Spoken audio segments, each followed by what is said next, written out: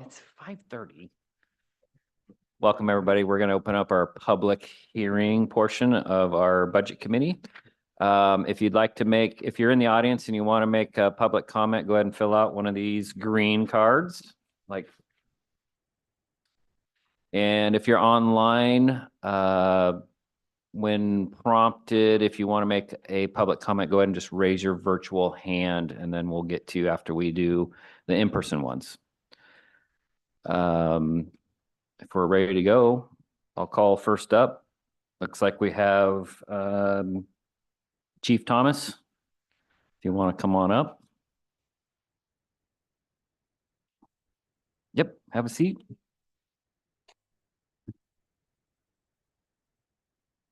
I guess we could. This is not intimidating at all, just so you know. Yeah, as far as Should we- process wise, it's completely up to you if you want to do introductions. of Let's the do that. We're committee. gonna hit pause on this, but you can stay there. We're just gonna go around the dais here real quick and introduce so that everybody that's here and online knows who they're dealing with here. So let's start with Carolina. Ken Huffer, County Administrator and Budget Officer. And tonight, what we're doing is a public hearing to get public comment on the budget and also to listen to community requests. We're here to listen. There won't be any deliberations. Deliberations will take place and any decisions will be made on Wednesday as part of the budget process. Which you're more than welcome to come back then and listen in. Mary Starrett, Yamhill County Commissioner. Jason Fields, Budget Committee Member. Yamhill County Commissioner Lindsay Burschauer. Denny Omer, Budget Committee Member. Kit Johnston, Yamhill County Commissioner and Chair. Greg Torsgaard, Budget Committee Member. Justin Hoag, Deputy County Administrator. Mike Barnhart, County Finance Manager. Tara Williams, I'm the Assistant Finance Manager. Perfect. All right, Chief, if you want to proceed. First of all, excuse me, I've been dealing with a cold, so forgive me. Thank you for your time and thank you for seeing me on short notice. I had an opportunity to stop by and speak to Mary Starrett about some issues we're potentially having in our ASA. What I don't know is if you received any information prior to this. Do you have any background at all? Have I been able to get it out correctly? If not, I have some stuff here available for you to look at. And we might pass that out in a minute, if that's okay. Mr. Chairman, how much time do I actually have so I know how to? I think it's open, isn't it? Okay, I hope, okay, good. I hope everyone has a couple of hours and we'll get to, no, okay. First of all, again, my name is Les Thomas. I'm the Fire Chief for Sheridan Fire District. Obviously, you're going to hear me speaking a little twang in a minute. I'm a transplant. I've been here 6 years in this beautiful state. I'm from Texas originally. What I've learned is, which is not much different in the small town where I grew up and the small suburb city of Houston where I serve. People are people. People make great friends and also great allies. And coming to this community, I found that we have a lot to serve and a lot to offer to each other. One of the things I did find out, though, that not unusual for a small town is the lack of funding and taxation and monies available to small combination rural fire organizations such as ourselves. I have an opportunity this week to speak at the Oregon Fire Chiefs Association conference, which is literally starting tomorrow. That's why when you said deliberations Wednesday, I'm going to have to remote in if I need to. This particular subject is going to be talked about. I didn't realize that there was a potential for other funding sources until starting in January, I started putting our budget together and started seeing where we're going to be falling short based on the trends that we're dealing with. Just with the brief information you have here, I have a ton more that I could show you in data that shows that we're losing up to 60% of our funding source. And it's a combination of Medicare, Medicaid. If you've had an opportunity to look at the trends across the United States, it's not unique to Oregon only, but what we're dealing with is a loss of revenue source and potential. And specifically, the constraints of being a part of a fire district and working off a base and a levy taxation. The last thing I want to do is to continually raise the taxes on our community members and our constituents that we dearly serve, because they're friends, they're family members, they're people that count on us to be very judicial with the money. But finding out that we're running short based on fee for service, and what I'd like to explain and express is the reason I'm here is to ask for potential source of funding of some type, whether it be ARPA or grants of some type of that nature. And I will tell you that our funding capabilities, we have the ability to make it through the fiscal year to July. Then after that, I've already talked to our lawyers about doing a tax anticipation loan. Is everyone familiar with those?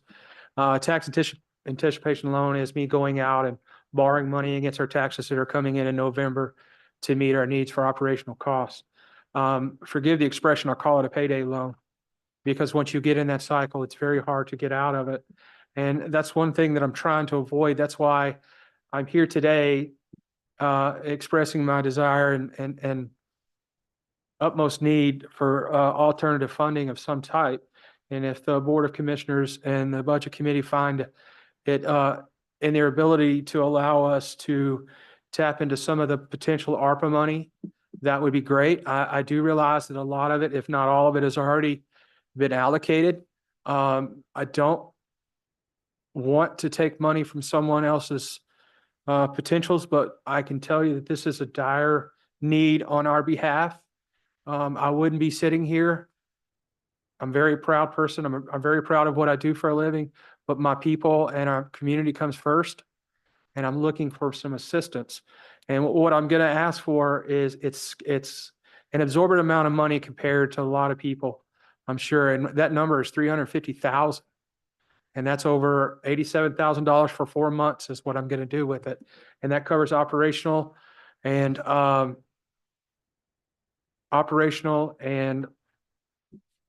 sorry, my brain is kind of operational and financial assistance with salaries.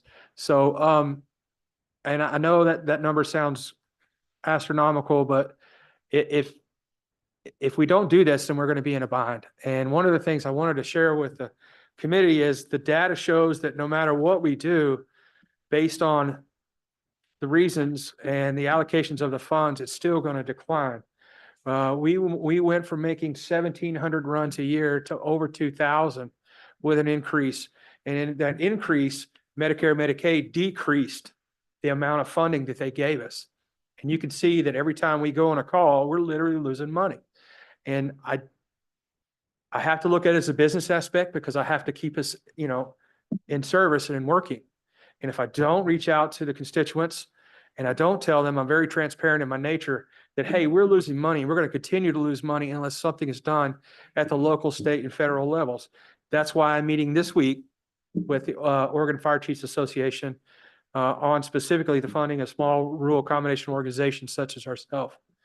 I'd be happy to answer any questions. I know that was really brief, maybe a little too intense, but I wanted everyone to be aware of this is what I'm dealing with and what our organization's dealing with. And I'll be honest, we're not alone. I talk to a lot of other fire chiefs in the state, and they share with me the same thing.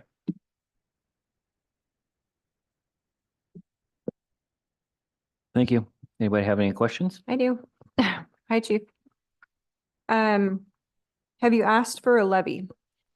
Thank you. That's a great question. When I took over as fire chief in August or 1st of October, 2021, I'm a municipal chief. When I came to a rural combination organization, a fire district, I had to ask for a levy. Never done one before. So we rallied the troops for 6 to 7 months, had town hall meetings, and we passed with almost an 72% mark. We're not due for another levy until 2027. I do realize, talking to our SEO, Special District Association of Oregon Lawyers, that we can ask for a levy early. But I can't get on the ballot until next, either November or May. My goal is to try not to raise taxes so fast, but I'm running out of options. So once I've exhausted all my options for other types of funding, then I'm going to go for an additional levy in May. There's no guarantee it's going to make it. Okay, so it passed in 2021 or 2022. And it's not scheduled to renew until 26, you said? 26, 27, yes. 26, 27, okay. The financial aspect of this particular district is not new to any of the commissioners for sure. You know, I've been sitting on meetings as well as other folks here for several years.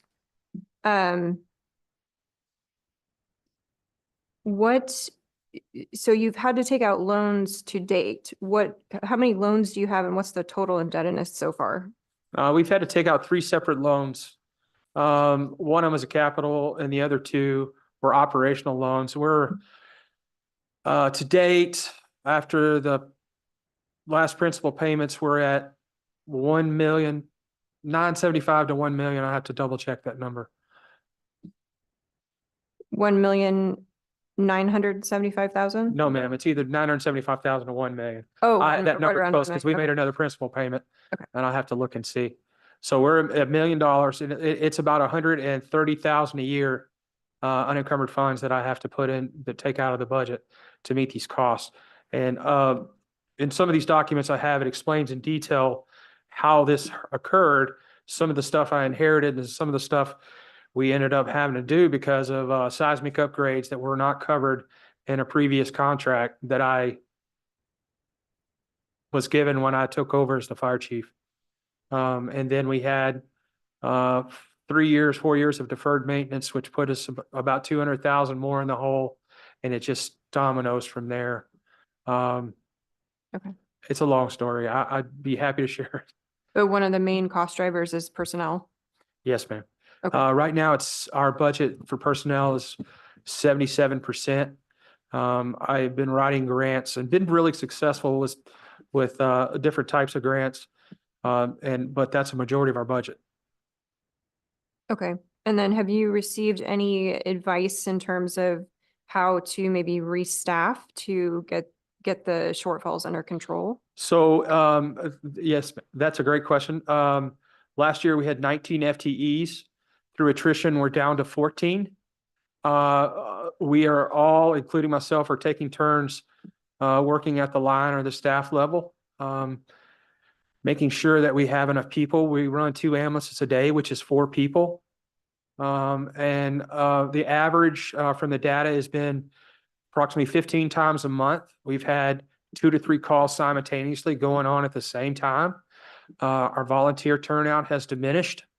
For example, that's what I wrote my executive paper over was the lack of volunteerism in Sheridan Fire District. And I found out that it's not just Sheridan, it's across the United States that the lack of volunteerism down. We have a commuting population and the majority of our volunteers work in the prison. So they don't get to leave. And during the day and in the evenings, it's very sporadic. The example, we had a 2-alarm commercial business fire, which is our only and favorite burrito place at 3 o'clock in the morning, and it burned and we didn't have a single volunteer available. And I only had 4 people on, and one ambulance had just gotten back. So in theory, we had only had 2 people to go to this fire until mutual aid. Mutual aid, by the way, we work really well together. We have to help each other out a lot. And I mean, it's a blessing for our partners, but we are taxing them as they are taxing us. And it's becoming very difficult to maintain. Thank you. Yes, ma'am. Appreciate that. Jason? Well, he answered the volunteer firefighter. Have you done anything to reach out to your own citizens in your own community? Yes, sir. If you get a chance to, and I'm sorry, I don't know where you're from and where you live. If you drive around Sheridan, you'll see we have signs up. Everywhere we go, we do PR events. I'm always asked. I try to hand out, seems kind of rude, but I try to hand out applications directly to people sometimes, and some people aren't for that. But we do ask when we have community events. We've actually sent 2 of our people to a free class, which is volunteer recruit and retention program. And we try to implement some things.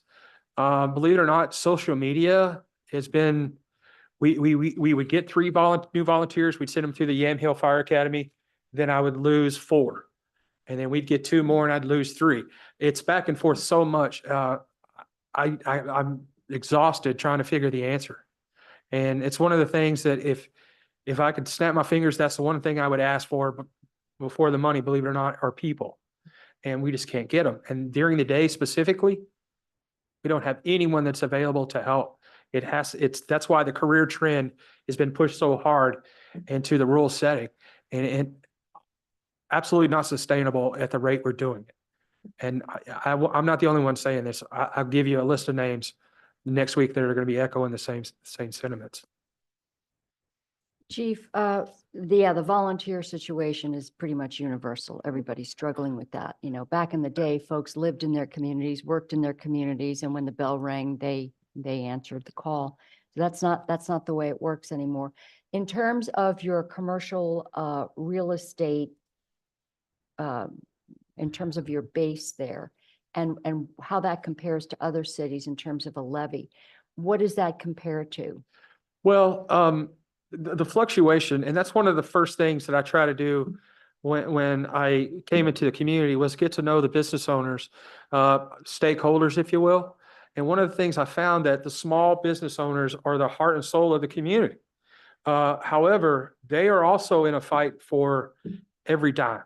And in comparison to, say, McMinnville, I mean, obviously there's no comparison there based on population base, but dealing with a limited commercial business structure that we have, we don't have the ability to tax the taxation portion for commercial businesses, other surrounding communities, you know, the Dallases, the Monmouth Independents, which I have a lot of conversations with all those fire chiefs as well about, hey, tell me what you're doing. Tell me how you're cutting costs or how you're stretching your dollars. The commercial business, compared to others similar sizes, it's nowhere close. So the reduction in the Medicare reimbursements, can you talk to that briefly?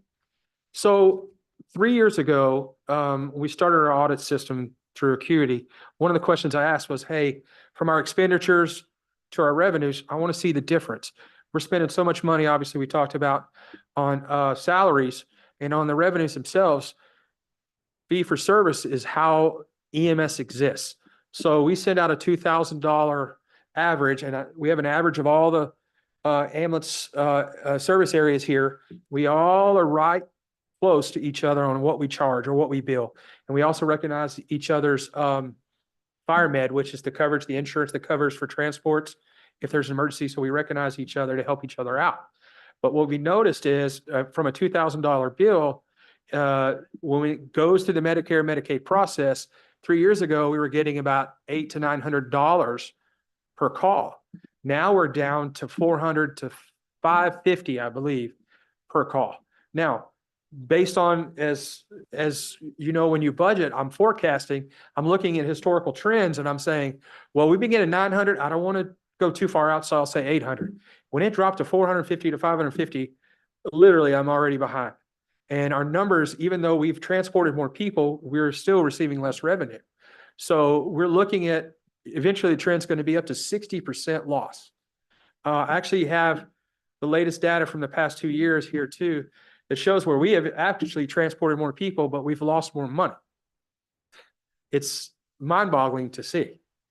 So I could talk about this all day. This is what I do all day long, is trying to figure out how to make things better. And I'll tell you, it's very frustrating. Thank you, Chief. Yes, ma'am. Any other questions? Are there age restrictions for firefighters? No, well, maybe for the municipal, but what we have is a program, and I have a couple, excuse the expression, I was raised on a farm and ranch. We have some old farmers that I would love to see come out to fight fires with us. They come out with their water trucks. I don't have an age restriction. All I do is ask, please do it safely and do what we say. If someone were to come to the station today, obviously I wouldn't want to put anybody in jeopardy, you know, age-wise, but you can be a first responder and an EMR, emergency medical responder at 16. We actually started a program where we're going to blend in with the school, and it's a career technical building, the Barbara Roberts Center. I'm pretty sure you heard about it. We want and believe that if we can get engaged with the youth, that we're going to be able to gain some volunteers and maybe future career people for our community. My goal is to bring someone into our organization from our community so they have roots. Most of our employees are transit and they don't have the roots that I'm looking for. And our volunteers are a little bit older and some of them make more money than I'll ever be able to pay them.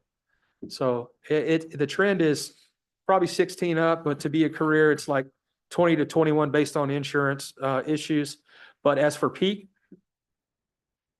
you can do anything. You can be a part of the rehab team. You can drive a water tender. We open it up for everyone, within, parameters. Okay, I was you. looking for the high schoolers, but it looks like you've covered that. Yes, sir. So, Just to be clear, we're working in conjunction with the Sheridan School District and they've gotten a grant. And forgive me, I think it's Spire. I apologize if I'm saying it wrong. $500,000 to build a fire training building for us. We appreciate it, but we still got a staff for the, Yeah. the upcoming. Thank you. Thank you. But Chief, you said Medicare, Medicaid is paying 50%. That's kind of a round number, 60%. Sure. I would say 40%, Okay. not 60. Oh, even worse. Yes, sir. But are the recipients of your care not paying their bills? I mean, you're charging 2,000 a trip? I'm just using a round Well, number. Yeah, and one of the things that I'm really sensitive about is our underprivileged and our elderly population or aged population. Because, I'm from a small town and I know what it was like to have, my grandmother receive a bill and she'd say, well, how am I going to pay it? Am I going to buy my medicine or pay this bill? Yep. What I have done is within reason, I listen to everyone. If somebody comes to me and say, this is my economic status, I can't do this, and we'll work with them. But Medicare, Medicaid, if we don't receive anything from that, I don't go after them normally. What I do is the people that have jobs that just refuse to pay, which are obvious. We have a collection program. We don't do the billing ourselves. We send it out for contract. They do all that work. And I have a law section in here too, which is not considering the potentials. Let's say we billed out $1 million last year. We gained 400,000 from it. And then we still have to pay for contractual services. Fireman charges us 25% off the top, et cetera, et cetera. You dwindle that number down, it's difficult to keep the lights on. Sure. Yeah. So you're saying the individuals are only paying 40% of what you're billing them for? And if it's a non-insured person, if they're Medicaid, that's where the GMT program, is everyone familiar with this term, Ground Emergency Medical Transport? It's a state funded program that fills the gap if we are transporting a Medicaid patient, someone that's on Medicaid itself. There's a fee that they pay out, which is a great program. It's very in-depth, very difficult. We have to pay a consultant to help us figure it out. But it generally tries to make up the difference. And that is still only about 40% of the total. From there, we found that it costs more money for us to send to collections than it would be just to keep going forward with it. Sure. Great questions. Thank you. If you were to receive $350,000, have you got a plan to make yourself whole so you don't have to borrow any more money from anybody? Well, actually, yes, sir, I do. And that's another thing we contracted with 2 separate CPAs last year. How do I say? One of them wasn't I should have vetted them better. I'll leave it there. The second one is great. We've hired her full time and she's helped us. And what we're doing is our operational costs. At one time we were at 450,000 a year, just operational costs. I've trimmed that down to 365. And then we try to take each category. I'm doing percentages. Every quarter I run a category percentage. And if I can't officially put it into a line item, but I set this money aside in our budget. I've already picked up 2 extra months for my carryover. Problem with it is that insurance, I didn't say this part, insurance just went up another 25% after I've already budgeted. I hadn't had my first official budget meeting yet, but now I have to go back in there and figure out where I'm going to get 25% more just for insurance. So that takes away a little bit of the carryover, but the plan is is we're going to march this out. So obviously I have an unencumbered fee that I have to pay 121,000 every year, which is principal and interest for these loans. But the idea is to keep working and chipping away. Last year I made it to May. This year I'm making it to August without any help. And I'm going to keep marching myself out. It's going to take 2 or 3 years. And then if we did go for a levy, which I don't want to use that scare tactic, hey, if we don't do this, if something's bad's going to happen, but I'm just going to be honest. This is why we're doing it, is to catch ourselves break even. We're not going to be able to increase staffing or services. We're just going to be able to break even. And that's a hard thing to sell to people. What are you giving me for the money I'm spending? But the plan is to keep chipping away at this. Okay, thank you. Thank you. Any other questions? No. Thank you, Chief. You're Thanks a welcome. lot, Chief. Would anybody wanted this documentation, you're welcome to it. Mary has all my contact information. Please reach out to me if you have any questions. May I ask, Wednesday, same time, you guys will be virtual? Ken? I don't know that, well, We I don't know have- that we, I don't mean to put you on the spot, sorry. So Wednesday, the agenda, we open with elected official compensation committee at 9 a.m. And then immediately after that, which that typically goes an hour. And then we go straight into deliberations. So Wednesday morning, 9 o'clock compensation committee, and then usually about 9:30, 10 o'clock, we go straight into deliberations. Perfect. Again, thank you for your time. I appreciate it. I'm sorry, I'm a little long-winded. Actually, be appreciative I have a cold or I don't want to hold my further. But thank you for your time, and please, if you're ever in Sheridan, Tuesday mornings, we have coffee. I'll call it the Liars Club. A bunch of the retirees come in there and we sit and we talk, and I hear the stories about what it was like to respond back in the day. But it's open to the public. If you don't mind bad coffee and a lot of bad humor, you're welcome to stop by. It starts at 7. thank you. So We have a Liars Chief. Club here on Thursdays at 10. Easy. Do you want to leave that information with Bailey Oh, there, just in yeah. case Would somebody that be here okay? wants it? Can you Yeah, do yeah, I that? made 12 copies. yep, just leave the package with her and Yeah. just in case somebody wants it Thanks, later. Chief. Thank you. Thanks, Chief. Please call me Les.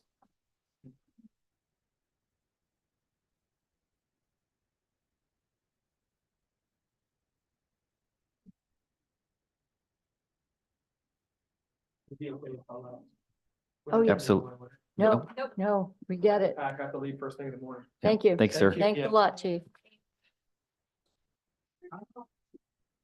All right, next up, we have Jordan Robinson. Bring the friends with you. There's at least one chair. There's another chair. Look at that. I like it. All right.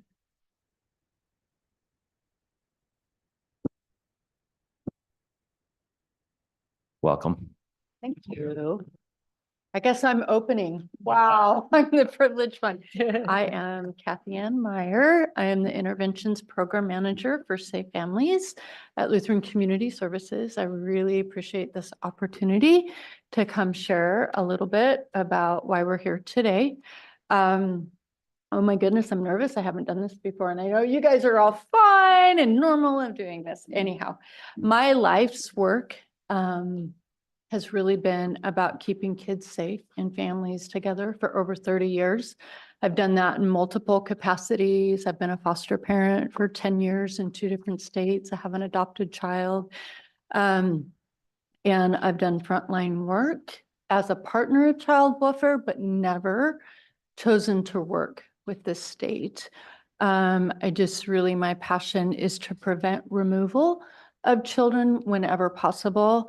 I have seen and experienced and supported those who have been impacted by the trauma of being removed, whether that's the children or the parents. I've done this work long enough to see the multi-generational effects of removal, mental health issues, just addiction issues. I mean, it just continues that triple effect of having your children removed from you. And then children growing up thinking that's the family norm. And so my work really has been around, if there's any possibility of preventing removal, let's do that.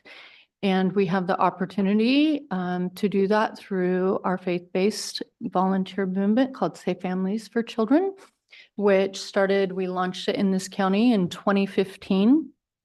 And I have just seen some incredible work and heart of our volunteers who have taken in children and supported families to help prevent the removal, to help stabilize these families, and to prevent those removals.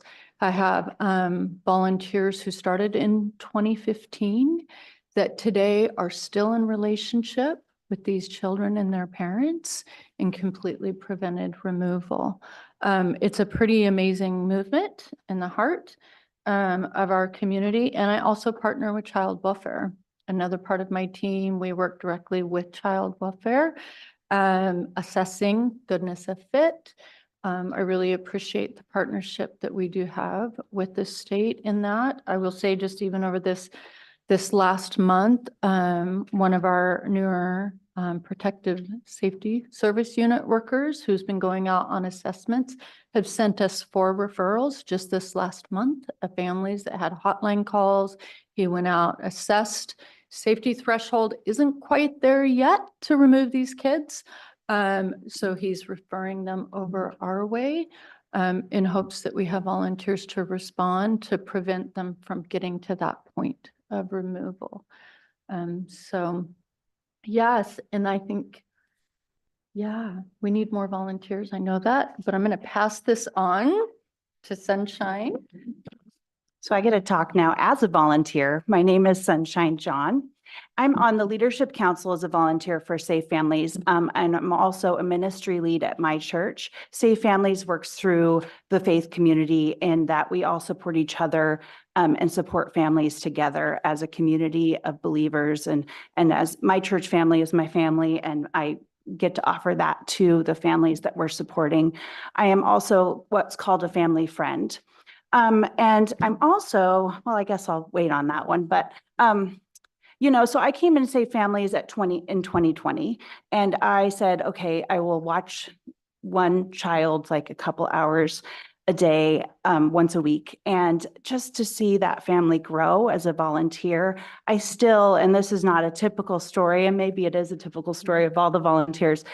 You talk about short-term hosting, which we do short-term overnight hosting. But I still actually have that child in my home once a week, and I get to walk with mom and see mom grow. I get to know grandma, I get to know aunt, and it's just a wonderful way to be there for a family when, like my mom was on the streets and she was in TTRS when we joined. And I got to walk with her through many of the sober living houses, and she's been fully employed for the past 3 years. And to just be able to come and support her weekly on a base, she texts me all the time. As a volunteer, it's great. And of course, that's not spending any money through DHS. So I wanted to read a verse. Part of my mission as a Christian is to love people with that selfless love that Christ has for us. So then it's Mark 9:36-37. Then he took a little child and put it among them, and taking it in his arms, he said to them, "Whoever welcomes one such child in my name welcomes me, and whoever welcomes me welcomes not me, but the one who sent me." And that's part of why I just love Safe Families, is that we are called to help widows or single moms, children, people in need. And that's what this program really does. And I'm going to read just a short story of more of a typical relationship for Safe Families. Destiny is a 16-year-old girl who is having intense conflicts with her mother in the home. The conflict turned into a late-at-night altercation, ending with police intervention and the deployment of child welfare team members. The mother, who was already in relationship with Safe Families, called her ministry lead, asking for help. Due to Safe Families intervention, instead of child welfare placing Destiny into foster care, the Safe Families volunteers rallied their troops together to support this family in crisis. This has been a long ordeal with a no contact order in place and has left Destiny with feelings of fear and abandonment. Destiny has been hosted for over 6 months by a local family, giving her a safe and stable home environment. Through the support of volunteers, both Mom and Destiny have been able to get the support they need. have the no contact order removed, and just last month, Destiny was able to return home to live safely with her mother. Both mother and daughter continue to receive support to work through their challenges and remain in a relationship with Safe Families volunteers who are always willing to support this family with respite, care, friendship, and prayer. A family reunified thanks to the support of caring volunteers. Unlike the standard foster care, these relationships don't stop when the case is closed. They stay intact as families grow and change and meet new challenges. And that's my experience. That statistics of, kids being overnight placement, we have such shorter placements than foster care. And, certainly the cost is less. I also have the privilege as a volunteer to serve on the Citizens Review Board for foster care. And I just love Safe Families. Being able to have those connections and not have the state between you, it's just completely different. It's great. And I get to pass it to Jordan.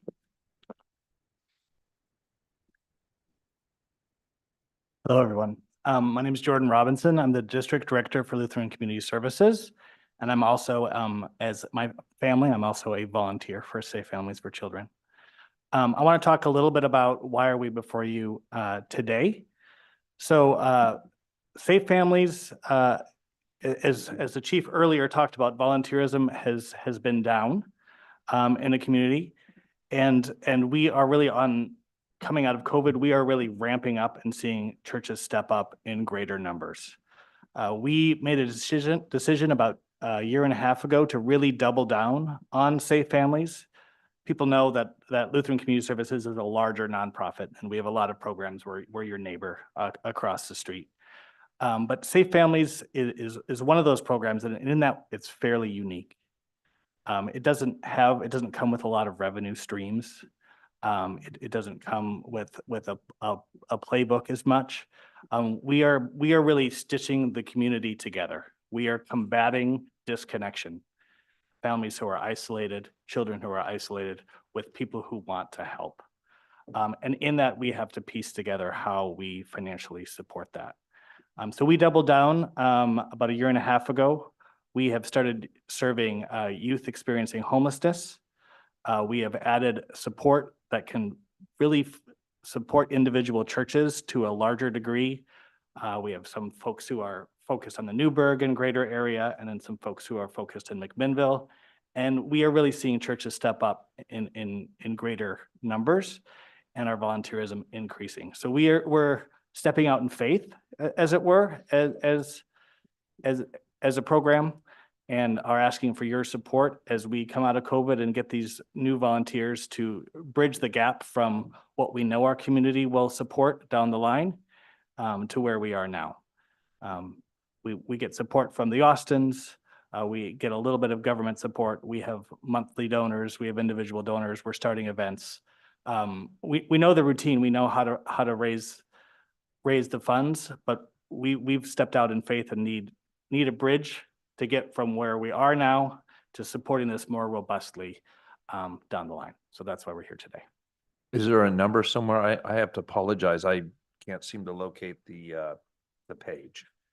Yeah, so we are asking for 2 years of support. I know this might be a 1-year ask, but that's really, we have a plan to be self-sustaining by year 3. So we're asking for $75,000 on year 1. And we hope to grow our community support and only need $25,000 in the second year. So $100,000 total. Well, I just want to say, as a product of the foster care system, I really appreciate that you people are out there helping families and children. Thank you.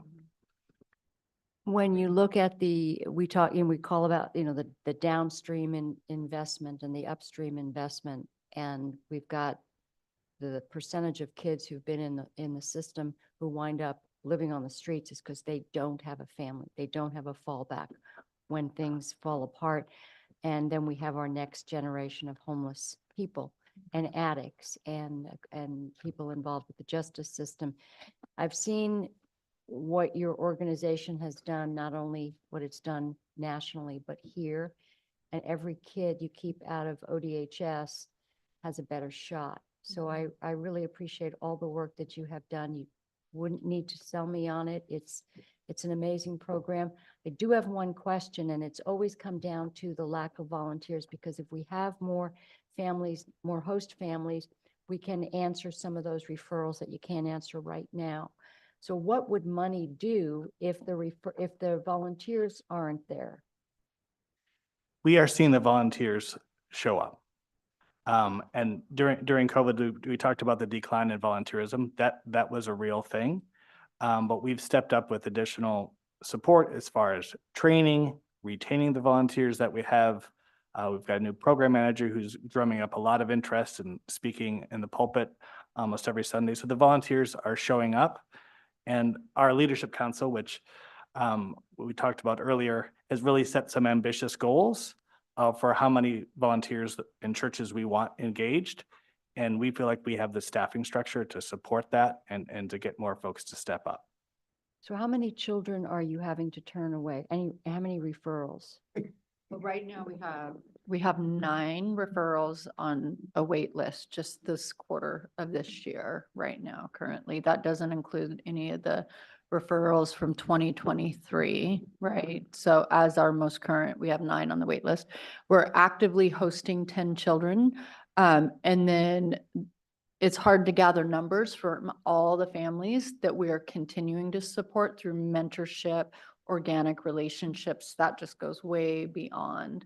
But numbers that we're tracking, we have 10 children right now that we're hosting and 9 families that we are working on trying to coordinate. And I will say, COVID really impacted our growing this movement. Like, we couldn't speak at churches anymore, and lives changed in volunteers' life, and we lost a lot of volunteers. And this time that we're in right now, it really is like we're doing this whole new relaunch. The responses that we're getting is pretty incredible.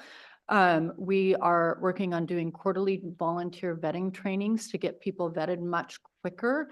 And so we just completed our first one. We had attendees from 3 different churches. 20 people showed up. We started their background checks. All of that got their training finished.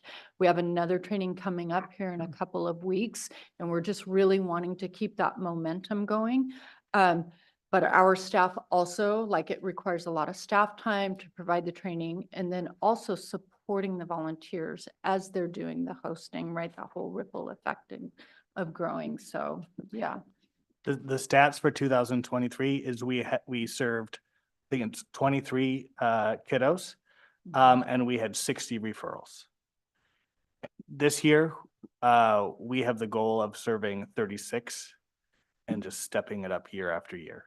So the referrals are there. We're plugged into the families in need. We're growing that volunteerism. So this Safe Family Sunday, how many people actually signed on the dotted line? Signed on the dotted line. Well, we had 21 churches that presented for Safe Families Sunday. They showed our new video. It's hard to speak to that because Mike, who's the program supervisor, actually, he shares he hasn't been at his own church in over 2 months because every week he is out speaking at churches. So to really capture that number right now, that's difficult, and our staff are so busy, but we consistently are getting new volunteer applications come more quickly than we ever have, Marion, the whole time that we've done Safe Families. It's pretty incredible. It almost brings me to tears to see this movement really begin to take off. So it's good. Thank you. Mhm. I appreciate you guys. Thank you. Mhm. Any other questions? I just have a quick one. So it says for 2023, the lead churches there were 6. For this year, there's planned for 10. Is that different than does that mean a church is officially hosting the program? Yeah, we have volunteers from multiple churches, but what a lead church is, it's a church that says, yes, we're going to host Safe Families for Children as a ministry of our church. They've identified a ministry lead within their church body that oversees the movement within their church body. Okay. Mhm. And that's county-wide. I mean, you're going into churches across the entire county, not just maybe Yeah. Newburgh or McMinnville. Yeah, Okay. it's countywide. Mhm. Great. Yeah. Thank you. Mhm. Thank you. Thank you. Any other questions? No. All right. Okay. Thank you very much. Thank Thank you you, guys. guys. Thank you. And I see we lost the only person that was online, so there will be no public comment from there. I think that about wraps us up then. Yeah, what I would do is just, so we can have it reflected in the record, we also have a request from Homeward Bound Pets that's in your binder. We also have a request from OSU Extension for the NWREC, NREC, North NREC. Willamette Research. and then there's another Okay, I didn't have- request for CASA, which is an increase. They already have an allocation. You might remember, you may have seen CASA that we give 6,000. They're asking for another 1,500. So all of those are in your binder in addition to what the presentations that we had today, and it'll all be on the deliberation list for Wednesday. Thank you for sharing, Mary. Thank you.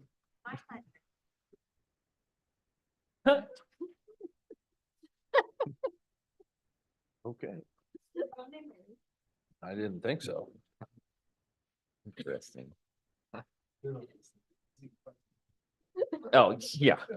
Yeah, we are definitely being tracked, so Right. all you gotta do is go to Corporate Coffee and listen to them talk about the dark web, and it is, you will crawl under a rock. You will take your phone, you'll break it in half, you'll crawl under a rock and never come out. It is scary stuff. Break out the tinfoil. Anyway, all right, I think that's about it. We're wrapping up for the day. Tomorrow, we start at 9 and we kick off with criminal justice with Brad and Barry.